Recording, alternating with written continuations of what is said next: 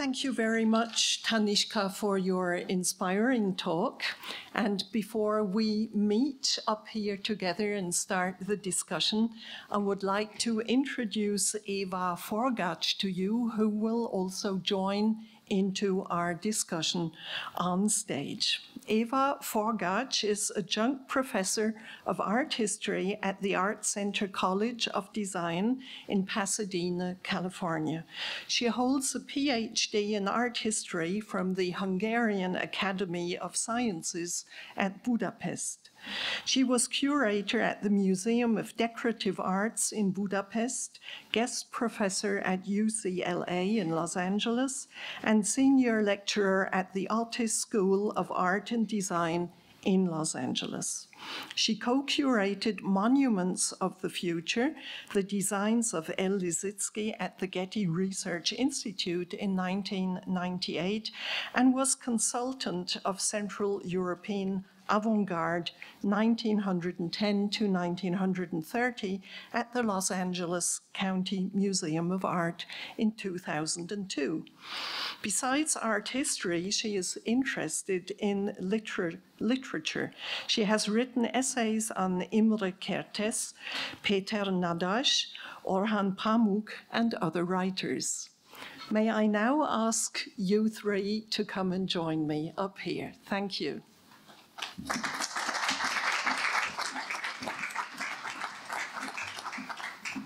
Yes, I will start and I will go over there in order to show a few pictures. So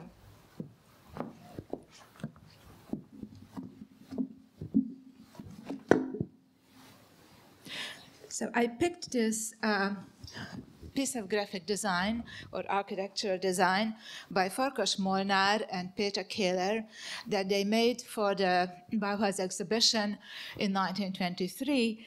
The original idea being to make the passageway in the Bauhaus building in Weimar more lively and colorful. And this piece was published in the Staatliches Bauhaus Weimar 1919-1923, and it exists actually as a lithograph that has not had much of a life since it was designed, but not realized. And as a lithograph, it is 24.5 centimeter by 24.5 centimeter in size. And there are 3 copies of it in the Getty Research Institute. And the only life it had since it was created was when Hubertus Gassner, who organized this Ungarische Avantgarde in the Weimar Republic exhibition in Kassel in 1986, chose this piece to for the cover of the exhibition catalog. So the idea of this piece was, on both sides of the passageway would be what you see on the left side and the right side of this design, and the middle part was to cover the ceiling of the passageway. Now, as to the origins and the provenance to the Getty Research Institute of these pieces, out of the 3 pieces which were acquired in the 1980s, actually in 1985, 1987, and 1992 respectively, only one original owner is known.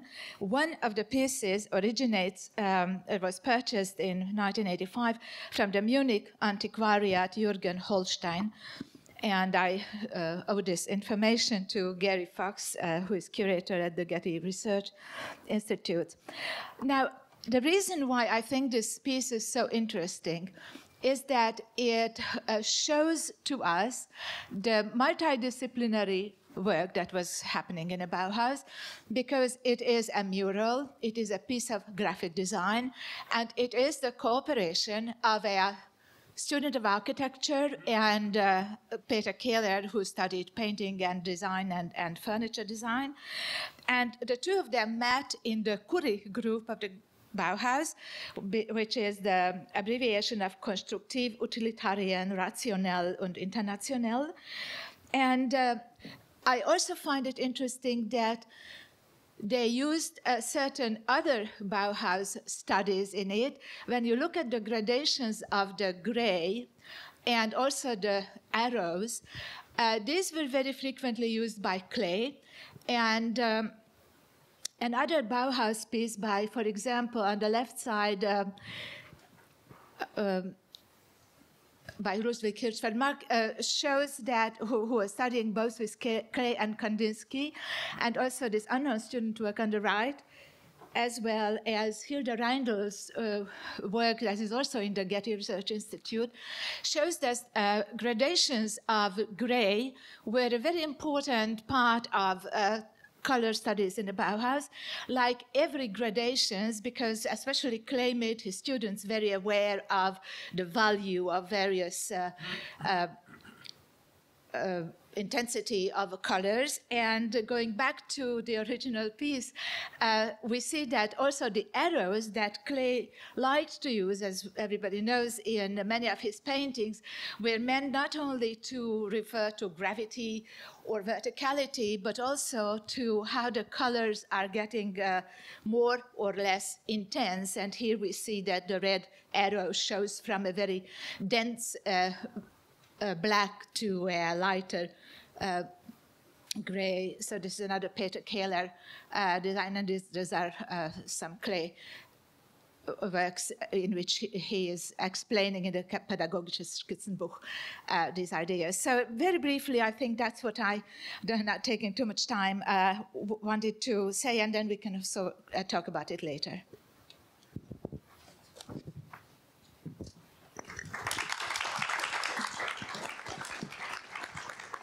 Thank you very much, Eva, for introducing this piece of work of Molnar and Keller, which we will be getting back to a little bit later. I would like to start in the order of the talks, if you don't mind, and first ask Martino Stierli some questions. I was really astonished because I myself had always imagined, not really knowing if this was true or not, that Barr and Johnson had bought directly from the Bauhaus when they visited it in the late 1920s. This is something completely new for me that you were telling. So that the collection of only 18 objects, if I remember that correctly, actually came through the 1938 exhibition, and the reason that they stayed at MoMA was the political situation. They couldn't be given back anymore. Is that right? Did I get that correctly? Pretty much. So just to clarify, so when they traveled, so Barr traveled for the first time not with Johnson to the Bauhaus in 1927, but Johnson would only go to Germany upon the stipulation of, Gropius. Right. Of Barr. So 1927, the museum didn't even exist, so clearly he couldn't buy anything for the collection. And in fact, the museum was actually founded in the beginning as an exhibition hall. It didn't have a collection. The collection really only started in 1934 with these French post-impressionist paintings as a bequest. And then with the $1,000 check by Abby Aldrich Rockefeller for Barr, of which he invested 200 in these two Malevich paintings that I showed. And then so while paintings started to come in basically through private, like Philip Johnson getting the Bauhaus Treppe, first for his private collection and then donating it to the museum. The design collection in terms of the Bauhaus really actually correctly started in 1938.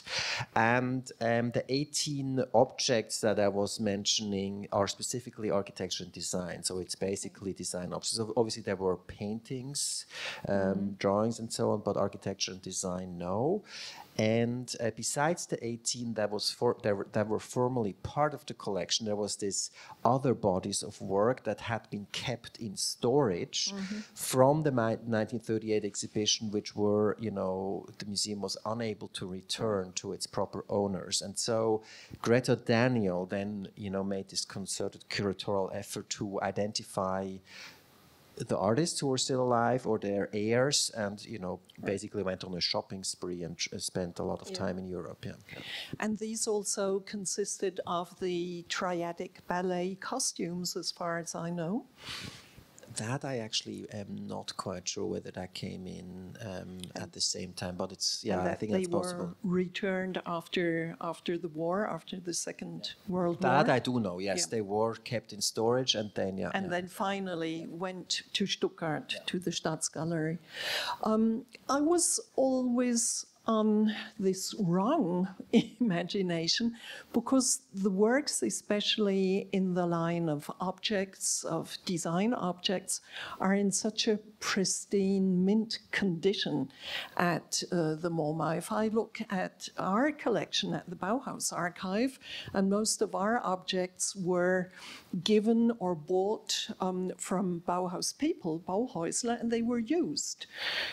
So this was always a great difficulty for us, and in the first years everything would be polished and all signs of usage would be taken away, so everything would just look as if bought from the Bauhaus, which of course was nonsense concerning my institution, which was founded in 1960, many years later. So here I presume the same thing happened at Moma.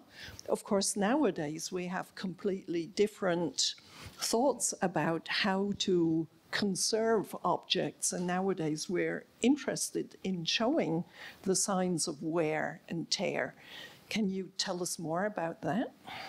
So are you suggesting that the objects were sort of made as if to look new for the 1938 show? The policy of conserving. So that, that is not something I would know, but, I do think we have to keep in mind that, of course, for Gropius, the 1938 show was a live or die moment. It was the moment where he knew he had to establish his vision in the United States. And so I'm assuming that he made every possible effort to get the best material that would, be available. And I think the story that I was recounting of Marianne Brandt is quite telling in this regard, that she was willing to give her last pieces, which she had probably kept in pristine conditions, with the hope of, keeping them forever for herself. So I'm assuming that, the 1938 moment was it's clear to everyone that the things had to look the best way possible. So I'm not sure that there was, a lot of conservational management there, but of course there was. Days, but it's exactly. So one of the key things you've been telling us, information, is really that Moma started collecting Bauhaus almost at the same time as the Bauhaus Archive, where Gropius was actually pushing the founding of this institution and giving all the information and addresses of the surviving Bauhaus people. So there were actually two big players, or we were pretty small at the time, two players on the scene, probably knocking on the doors of the Bauhaus people at the same time.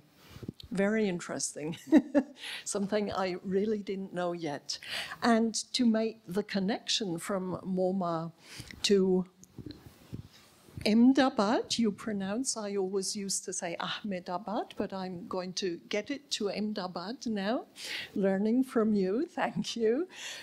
Again, it's the Moma now introducing modern design, modern everyday objects to India, where you have, I would say, two lines of bringing in modern objects and displaying them, showing them. What I thought was extremely interesting were the 20,000 copies of the catalogue, which were distributed throughout India and especially into smaller places also.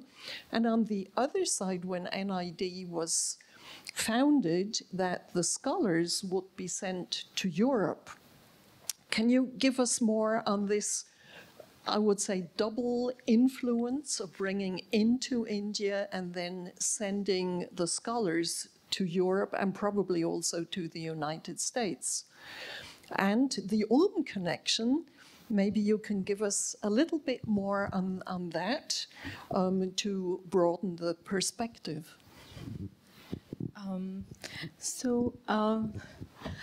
Yeah, it was quite astonishing to me as well when I found out that they printed such a large run of the catalogs. And at the NID, we still have, we also have many, many copies of them. And there was a point till we were just giving them away. Till about 5 years ago, then we decided that, okay, it's not going to last forever. So, yes, the flow of people was both ways. There were many teachers and practicing designers who came to NID from Europe.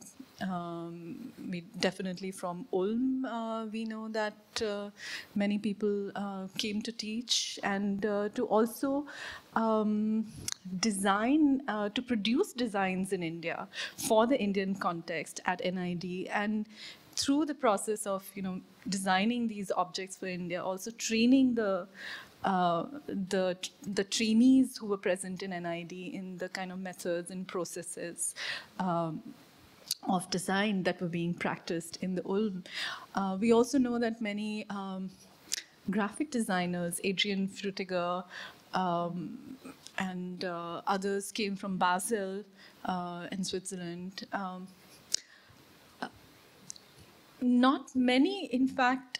What is interesting is, despite the connection of the Ford Foundation being the main, one of the main funding bodies for the formation of the institute, and also being responsible for bringing the exhibition over.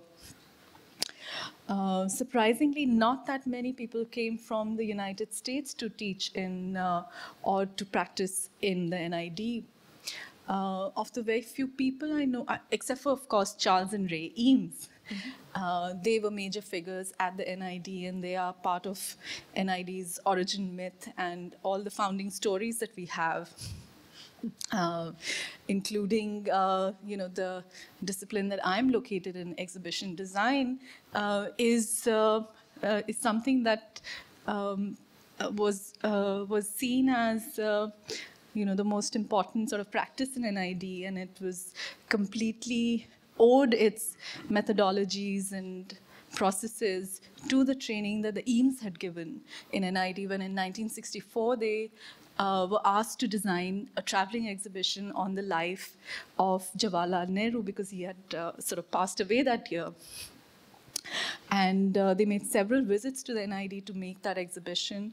And interestingly, of course, at the same time when they were designing the IBM pavilion at the New York World Fair. So they were doing, this cutting-edge technological exhibition in New York, and this, biographical exhibition on the life of a historical figure. And both, which also opened in New York, interestingly, in 1965 at the Union Carbide building, and traveled to Washington and many other places, including South America, Japan, Australia. So, I don't know if I've answered your question. I would be interested if, in this process of transfer of modernity coming from the United States and Europe being introduced in India, if there were any possibilities of traditional Indian concepts going along with modernism. Are there any of these interrelationships, or was this kept out at the NID?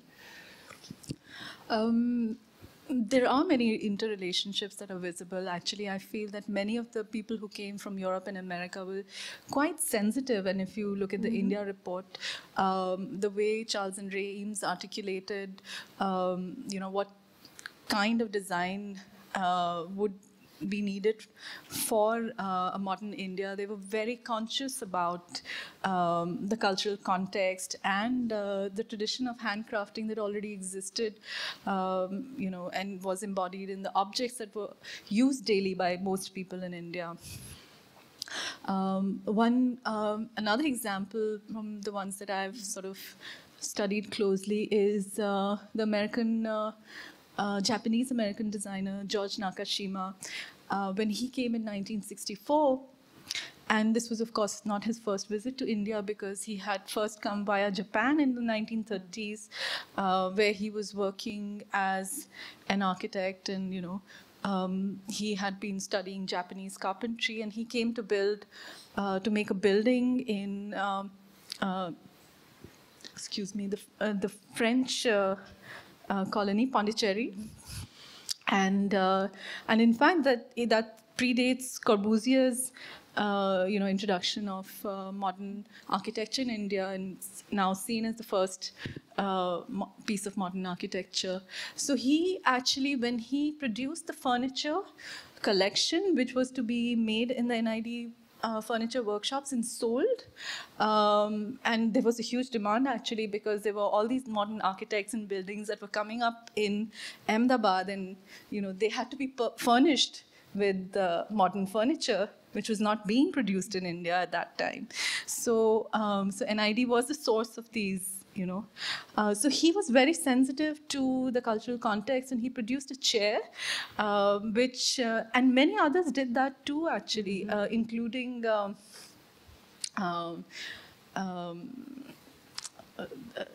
other furniture designers who came. Sorry, the name's gone out of my head. But where in India, the seating posture is different from the way, we sit here with our legs dangling. Traditionally, most people like to sit with their legs crossed. And so the furniture is quite low. And you see that many of the furniture designers actually responded to that and made very low seating furniture for the cultural context.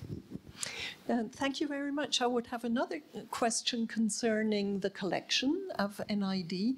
Did I understand that correctly, that the Moma show that came in 1959, that some of these objects which were on display entered the collection when NID was then founded, I believe, in 1960 or 61, in 61. And you also showed us a sheet with all the data of the nesting tables by Marcel Breuer. Could you give us more information on the collection and how you work from the sense of an archivist, but also as a teacher at NID school with these objects? Well, not just a few. The entire exhibition was purchased, in fact, by the Indian government from the Museum of Modern Art. I've not been able to uncover how much they paid. We don't have that information in our archives, but I think somewhere in the Commerce and Industry Ministry papers, it needs to be figured out how much was paid. But it definitely was a purchase. For a few years, so NID actually, before its own building was made, it was housed across the street in one of the buildings by Le Corbusier. And so the first sort of exhibition of this entire collection was in the Corbusier building for about 2 years while the NID campus was being made, and then it shifted there. And as far as I know, that for the first at least 5-10 years, they were on display in the campus, and students would be regularly using them. Like Gajananda Padhyay says in that oral history interview, they would be asked to replicate the objects as a method of studying, you know, like studying the old masters, you replicate, and in that process you learn. They would also be making drawings, construction drawings, and this kind of pedagogical engagement with the collection continued, and in fact continues even today. So I know that the furniture design department, they don't replicate anymore because it's a little expensive to do that these days. There are also many, the number of students is very large today. At that time, there used to be, you know, 5, 6 students in a year. But they make drawings. The way in which I use the collection as part of my design history courses is, as I showed you, for students to make projects where we decode and contextualize the objects through exhibitions, but also through text that can be useful to other students. And making exhibitions has been one of the ways in a process where usually I'm co-curating with the students, has been an interesting way of you know, finding new interpretations for the collection. So the collection isn't only shown in a museum-like setup in exhibitions, but they're hands-on objects. Yes, it's like a hands-on, you know, university collection, right, where it's actually in use constantly. And in fact, it's really hard because in terms of the maintenance of the collection, because, you know, it just gets picked up and moved around quite a bit. And in fact, we've had to go through many sort of rounds of sensitization also for staff members who sort of take care of the space where the collection is housed, because, you know, to many people it just looks like old furniture. And so why can't you sit on it? Fine, well, thank you very much. Éva, I would now like to come to Molnar and Kehler's design for this passageway in Weimar, as if I remember, was part of the Bauhaus building, which does not exist anymore today. We actually tried to reconstruct it in one of our exhibitions on the wall painting workshops of the early Bauhaus. Now, you said there are 3 copies at the Getty Center's collection, and I presume that these items are from the catalogue of 1923 that you showed us, Martino. And as far as I believe, they were stuck in as a form of picture of image. Is that right, or is this something different you're talking about? They are freestanding. Does it work? Mm-hmm. They are freestanding lithographs. Okay. So they don't seem to be taken out of the catalog. Mm-hmm.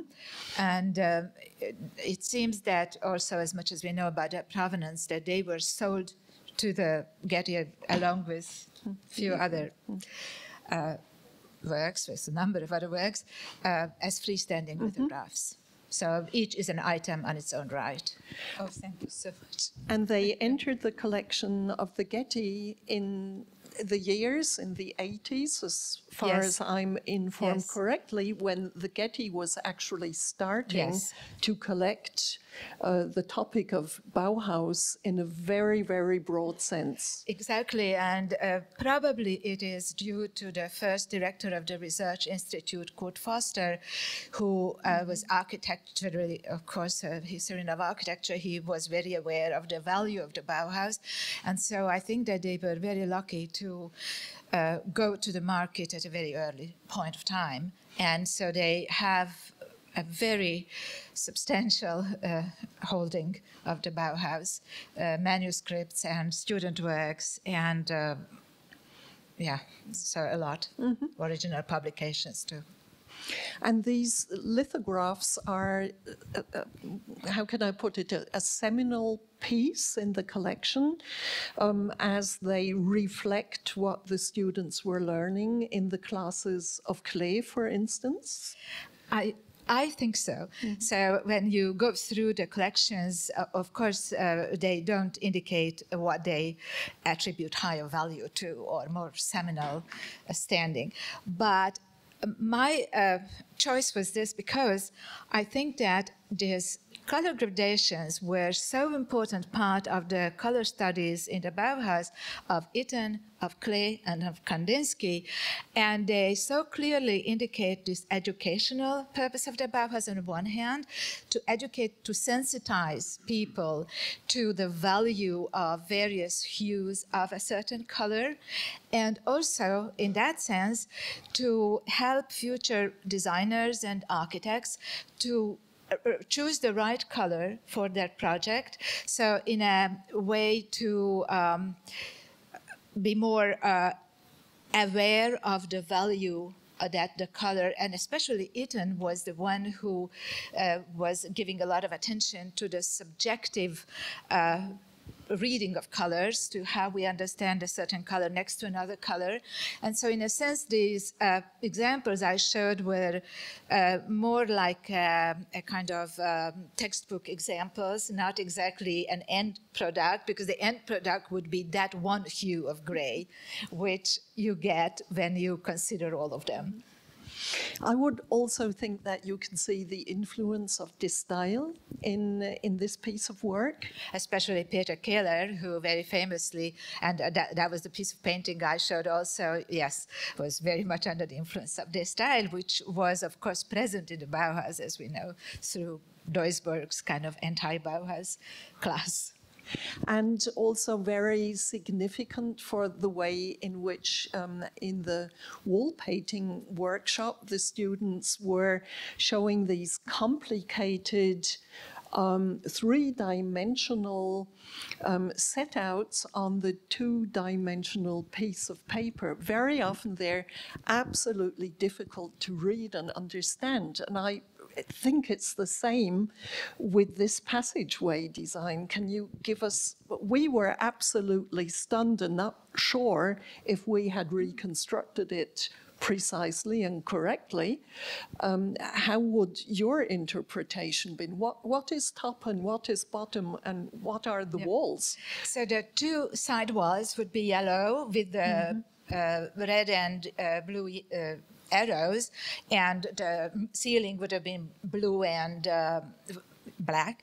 Well, I think that this, the other reason I like this piece so much is that the fundamental, although not very clearly spelled out, but always present goal of the Bauhaus was to make the environment, our immediate environment, home, the building, the streets, more pleasurable, more beautiful and more colorful.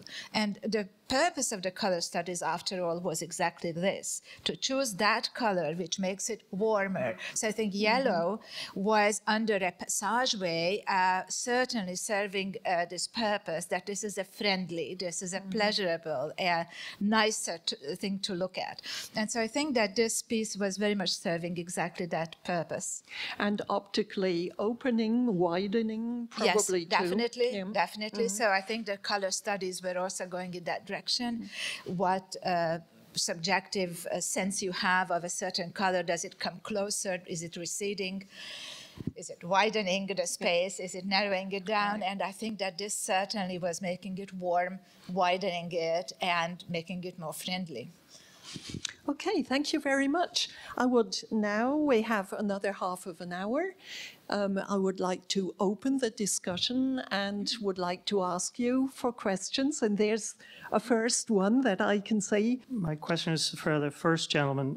It's got two parts, one literary and the other practical.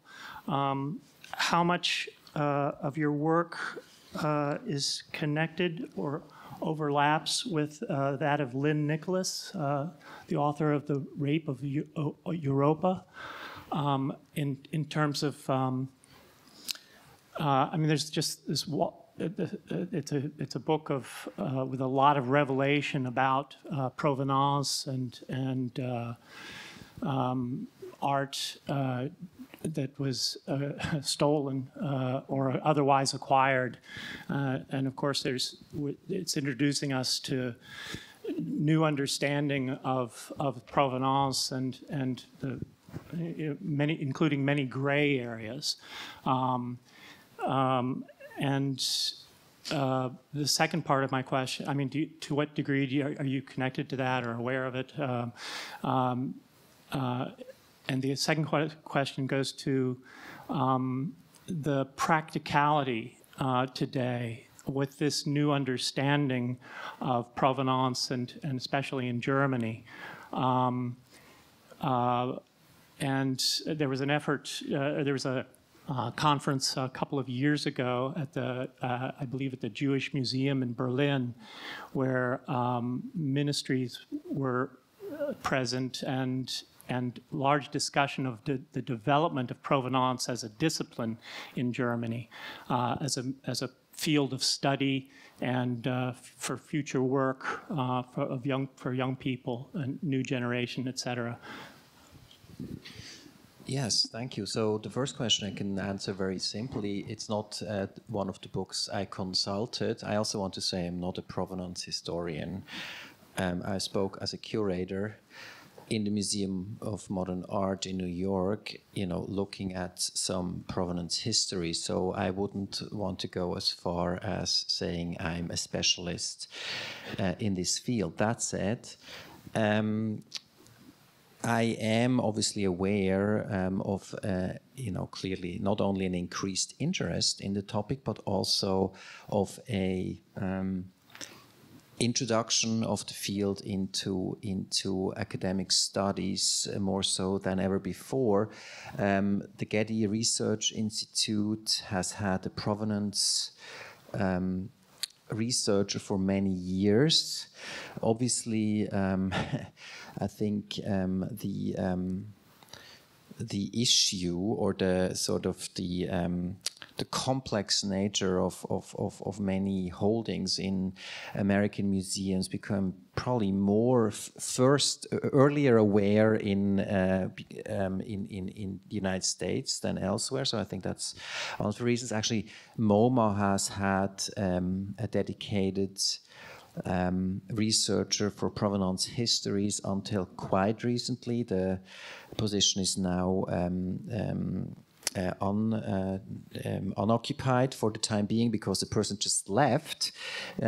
She actually just got a, what is the name of this thing, by the Volkswagen Foundation, one of those starting professorships. Her name is Lynn Rotter, and she will take on a professorship, or she has just taken on a professorship at Lüneburg, at Leuphana University, which I think very much speaks to this increased interest in and establishment of the field of provenance history and theory in academia. Yeah. Regina Bittner.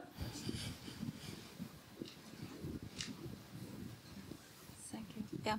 First of all, thank you very much for your inspiring talks.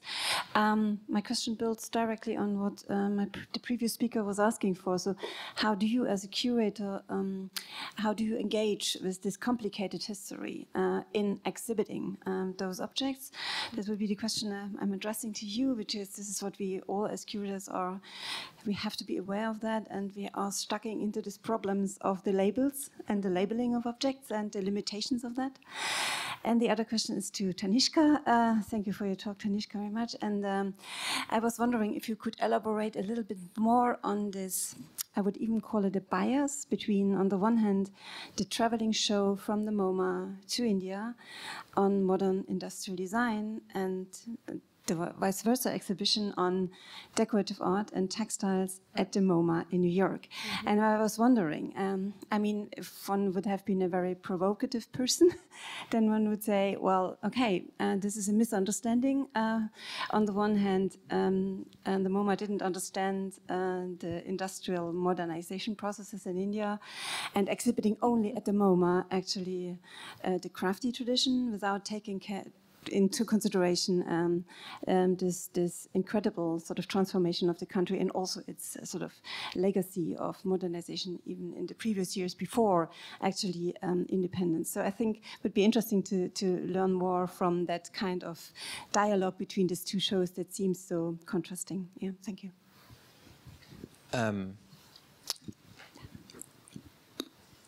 I would say that every exhibition project that we work on is a multi-year research project. So everything that we put on the walls, we try to get as much information as possible, including things that have been in the collection for many years. That said, you know, the collection of the museum includes hundreds of thousands of objects, not only the most famous paintings, where probably provenance research has been done very diligently, also through, you know, the help of a dedicated research curator who does nothing but that.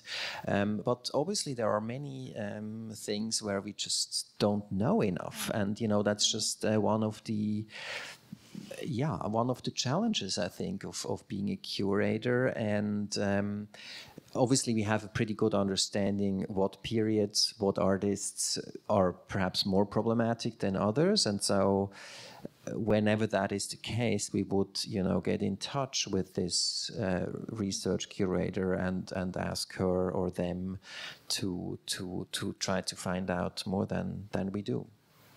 But as you're aware, I mean, ever so often there are these news reports that, you know, one museum or the other has again settled provenance issues with heirs of artists that, you know, people had not been aware of or who had not been accounted for. So. And you were showing us the objects where you had documentation, where you could find out about it, but very often you just have not the faintest idea how these objects entered the collection because there's no documentation. If there's no sticker on the rear of a photograph or whatever, you really very often don't know how to track down. If there's no documentation in many newly founded museums, documentation only started years later. I presume it's also similar at the MoMA. We got from Gropius and also from his wife a considerable amount of objects and photographs where we also have no idea how Gropius ever collected them.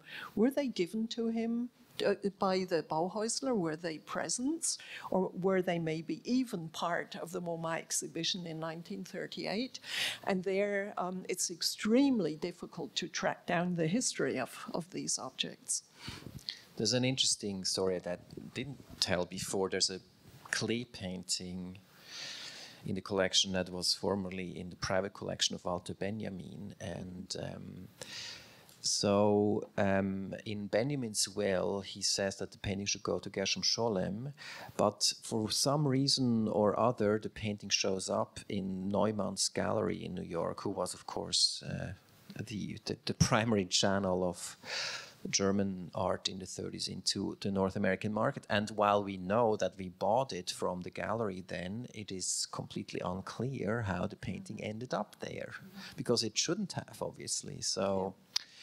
I mean, those are the, you know, the gray zones that I'm sure you're also very aware of. So, Tanishka, maybe you could now answer Regina Bittner's question about the bias. Yes.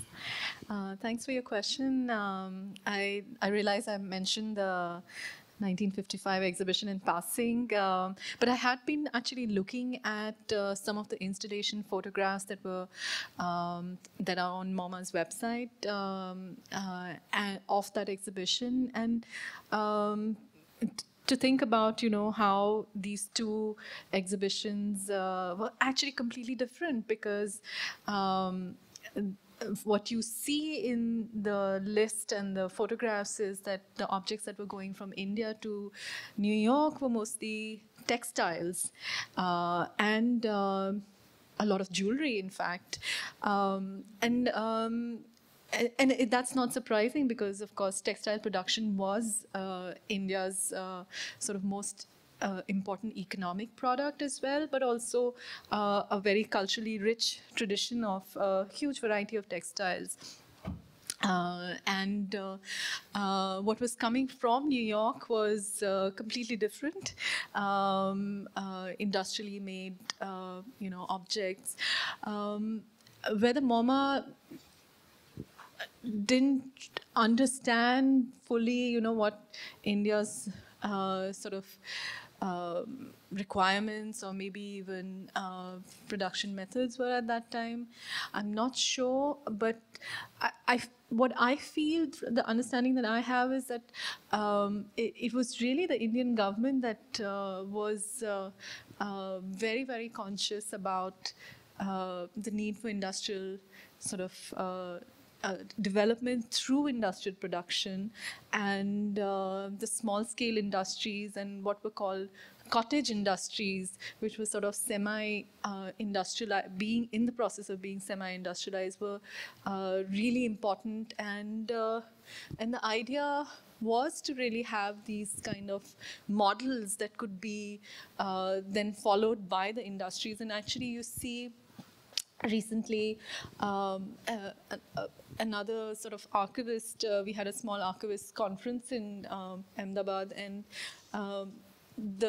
there is a furniture manufacturing company called Godrej, and I didn't show anything here, but if you look at much of the furniture, they were the only industrial furniture manufacturing, sort of one of the only, and the largest in the 1950s, and they were producing furniture that looked very similar to Bauhaus furniture in tubular metal, and but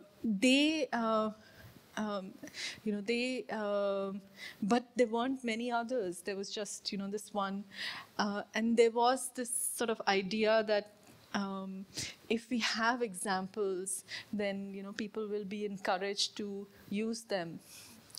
To come up with newer interpretations of what could be, So there was definitely this bias towards that. But also, I guess, in a way, it could also be seen as, what can textile manufacturing was so advanced. What could you learn about it from the West? I think there was also that sort of sense of wanting to know about things which were not present in India at that time. Yeah.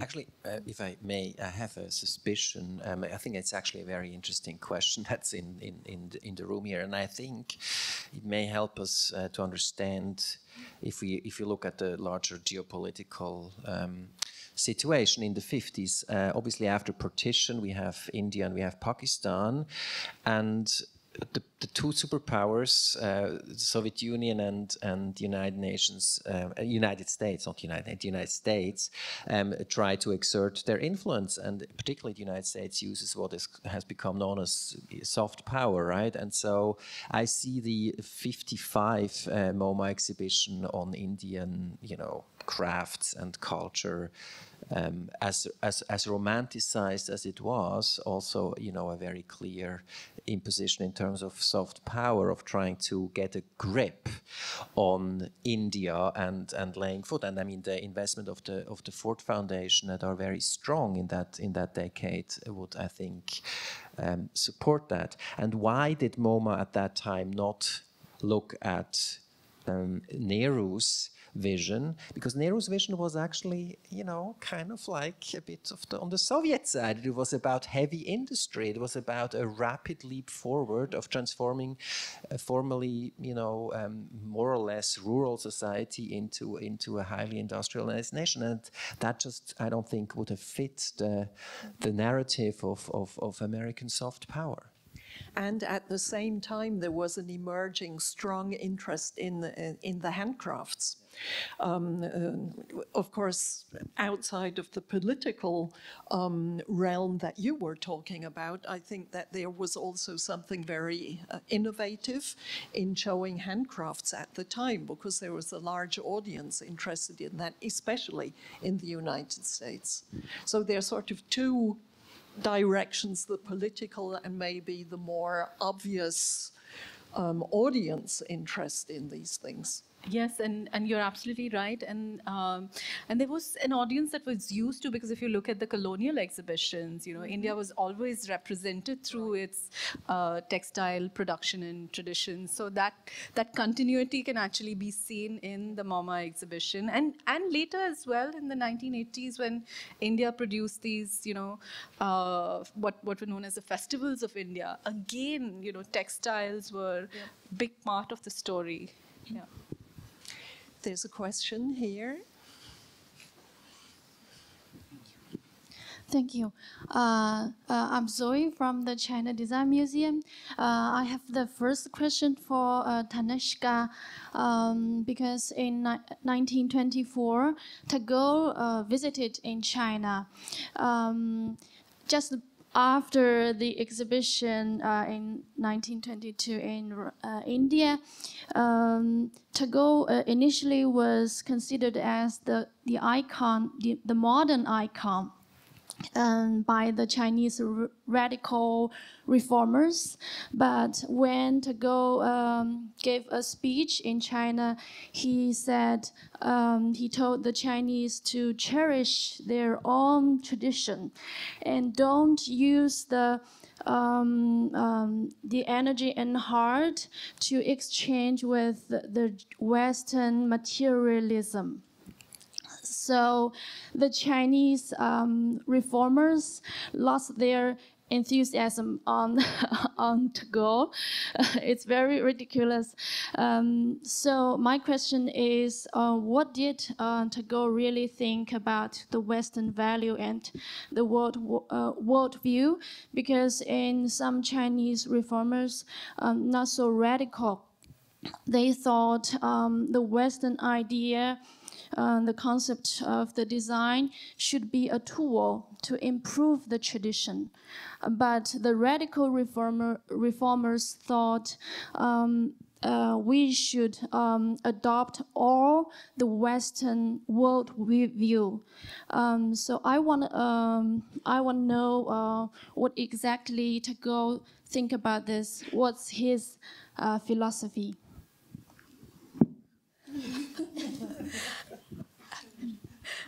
I think Regina might be better placed to answer this. I haven't, I must admit that I haven't looked at Tagore as closely in terms of studying his philosophy, but from what I understand, and what did actually personally for a long time I was I also wondered about was this kind of universalism that Tagore is well known for, and which put him directly in opposition with Gandhi in that pre-independence period, where Gandhi was arguing for a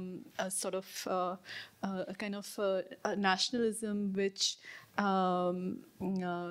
would propel India towards freedom from colonization. And at the same time, he was also talking about national reconstruction and looking at village economies. In that, Gandhi and Tagore were a little similar, although Tagore did not reject Western modernity as strongly as Gandhi did.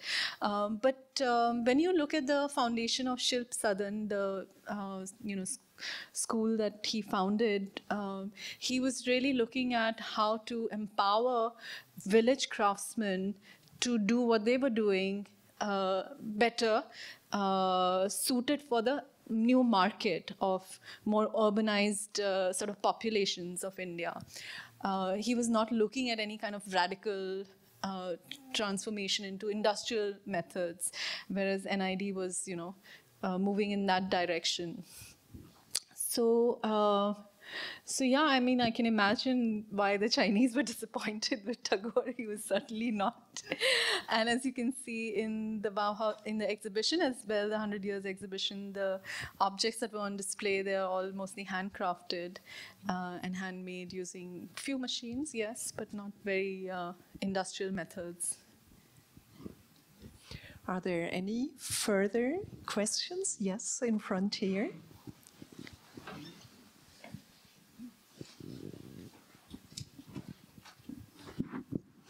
Following up the question by Regina Bittner, I would like to make a proposal for the hardships of curatorship, because I'm wondering very much that in 1999 we discussed these Washington papers, and provenance research has not been one of the most favorite topics in the context of Bauhaus, as far as I remember. So I think it would be fine, or at least help all of us interested in those topics, if at least at the catalogs the provenance would be indicated. Yeah, we indicate so many small details, things and sources, and I don't know what, but I think this would be at least the first step, or to digitalize, and that's the link to Stierli's speech, because I think today it's the third or fourth time that I'm told 10 months before the outbreak of the Second World War, it was too late to send those things back. Yeah, but as we know, the US entered the Second World War some years later, and 10 months before the outbreak of the Second World War, the things still function. So I had the chance, the opportunity 20 years ago to do research at the papers of the Moma in the Brooklyn department about acquisition policy during 30s, 40s, and 50s, but it wasn't allowed to publish or even make citations out of those papers in those years. So I hope that policy, museum policy, changed now. And I would like to mention also the book by Marianne Staniszewski, The Power of Display, where she discussed also those questions about colonial input and colonial policies of the Museum of Modern Art. But I really want to ask now again, did you do research on the policy? Why didn't they send those things back? Yeah? And at least to the members of the Bauhaus who lived in Japan, or who brought it via Japan, via Isaburo Ono and Felice Rix, and yeah, you know some of those names, to the exhibition. That the reason that there had been later on a kind of World War is definitely not a good idea. Well, but it's, you know, as far as we know from the written documentation, that is really what happened. Even though the United States didn't enter the war until 1941, as you correctly pointed out, there were obviously various embargoes in place. It was very difficult to traffic information.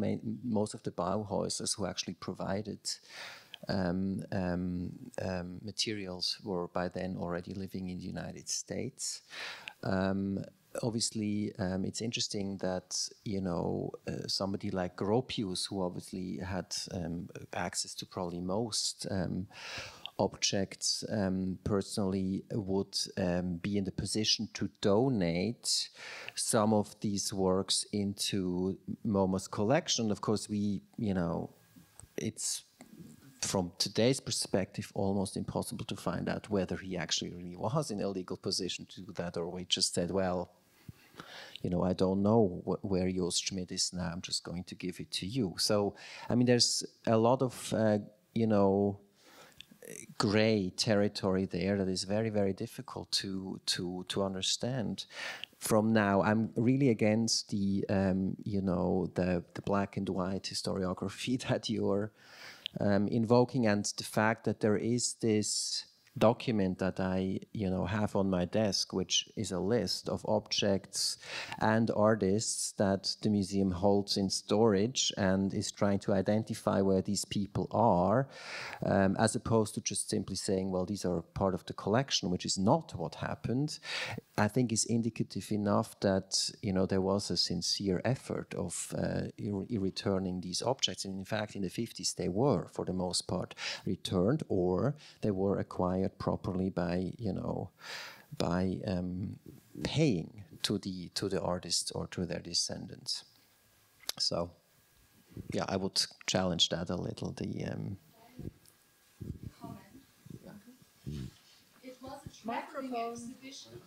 Microphone, please wait until you get it. The Moma exhibition was a traveling exhibition until 1941, and there were, I think, 13 venues, bigger ones, smaller ones, in parallel. So they had to use the objects for these exhibitions. And most of the objects came from Boya, from Albers, from Gropius, from Laszlo Murlinoc, I think maybe 80 or 90%. So I think these objects that couldn't have been given back, I think that were not so many. It's not, yeah, I don't know, maybe 50 or It's about something. 20 to 25, yeah, by 7 or 8 artists, yeah. Including Marianne Brandt, whom I was talking about, or Schlemmer also, that you were mentioning. Okay, the next question, please. Actually, just in addition to this, I mean, objects went back, and I will talk tomorrow about this, like Hirschfeld Magda's works he sent, which were not included in the exhibition, were shipped back to England in 1939, while the others stayed and eventually ended up at Harvard. So, I mean, I think there is quite some intertanglement of very different stories altogether. Yes, that's what I wanted to add to your question, that yes, it would be really great to have the provenances as much as possible. It's not always fully possible, but saying that it was only a few months before the outbreak of World War II is not saying that this is a very short period of time.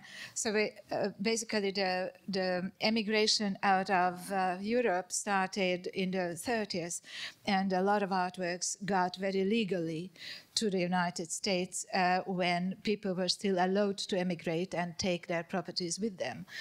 And of course, how every artwork got where it ended up, that's not always a very clear story.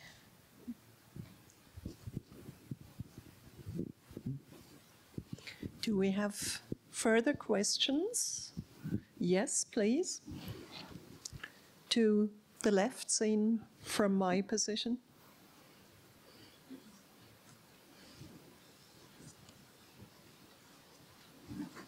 Thank you. I want to ask to Martino something more about the period when Alfred Barr went to the Wuchtemast, because I know that 2 years ago in the Moma, the diary, he wrote during the months inside of the school were exhibited. And yeah, I'm just curious because I know that, for example, the school wasn't mentioned in the scheme, in the abstract and cubism scheme. And yeah, just why actually he was very surprised to find this kind of energy inside the Wuchtemast, but Moma didn't show anything about that until 2 years ago. Very interesting question, and actually that's one of the great problems of, I think, history through museum history. So Barr was super fascinated by Wuchtemast. I think he spent actually more time at Wuchtemast than the 4 days he spent at Bauhaus. It wasn't like he was spending 2 months here. He was spending 4 days at the Bauhaus. And he did, however, comment already in his diary that he was disappointed that there was not really anything around that he could acquire. There were all these crazy experimental material studies, very much like, you know, the focueses would have produced at the Bauhaus, and he didn't deem that you know, worthy, or didn't think those ephemeral things, little tiny things, also photographs of models and so on, would be worthy of acquiring, or even, you know, potentially exhibiting. And so it didn't happen. And you know, we could only imagine what history would have looked like if it had happened, because I do think the Vroutemas is a kind of an unsung or little, still not enough known, explosive story that would, I think, help understand quite differently how modern art evolved through the 20th century, and how modern art could have evolved quite differently if that story had surfaced earlier at the MoMA and at other places. Were there any political implications to that? Well, so I don't know exactly whether there were any issues in the 30s of getting artworks out of the Soviet Union. I just don't know that. I mean, I'm assuming maybe somebody in the audience would know better.